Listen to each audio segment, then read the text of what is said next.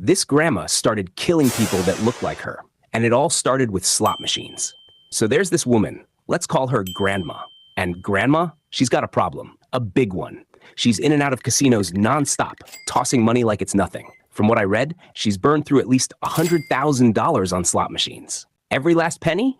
Gone. And now, she's drowning in debt, and she's married to this guy. Let's call him Grandpa. One day, they're at home together, and I don't know what happened, but I assume she's desperate for more cash, or just too ashamed to admit how deep she's in. But out of nowhere, Grandma grabs a pew-pew, pointed at Grandpa, blam, blam. Just like that, Grandpa's gone. And now, she's got another problem. She can't have people asking questions. So she goes to the employees at the worm farm they own. Yeah, they own a worm farm, and just casually throws out, "Oh, Grandpa's not feeling well, won't be coming in for a while." One of the workers raises an eyebrow. You sure? He never misses work. Grandma shrugs. "Yeah, he just needs rest. You know how he is."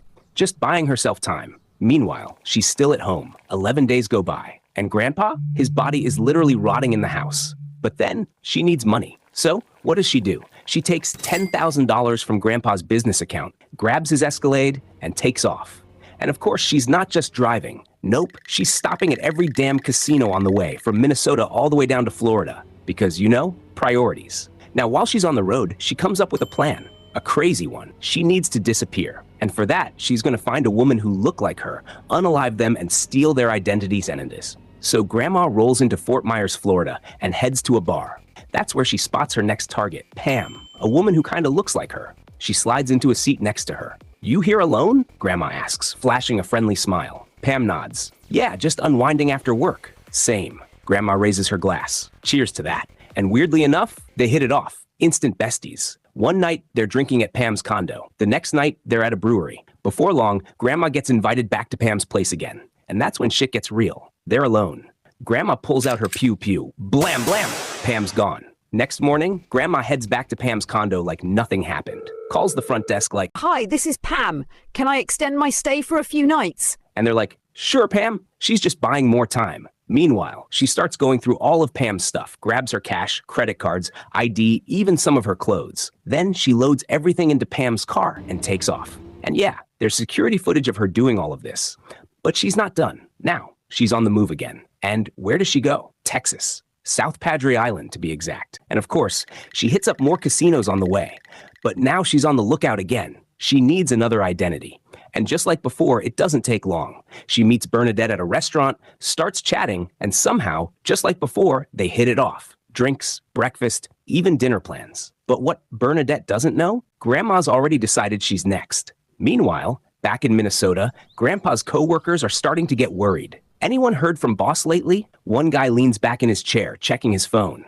Dude hasn't answered his calls in days. Another worker frowns. "We should call the cops or something, right?" So the cops pull up for a welfare check. Boom. They find his decomposing body. And that's not even the worst part. Meanwhile, down in Florida, hotel staff are getting suspicious too. "Hey, isn't this guest supposed to check out?" One of the employees flips through the paperwork. Room still booked, but no one's seen her. So they go check the room. Boom. They find Pam's body. And now, investigators start connecting the dots. 2 murders. Same pew-pew, same killer. That's when they realize it's Grandma. Then nationwide manhunt kicks off. But here's the thing. Grandma has a weakness. Casinos. And casinos, they have cameras everywhere. So law enforcement starts tracking her. Security footage, bank activity, all of it. And that's how they figure out. She's in South Padre Island. By now, her face is everywhere. The news is warning people. Lois Riess may be targeting women who look like her to steal their identity. Then her luck finally runs out.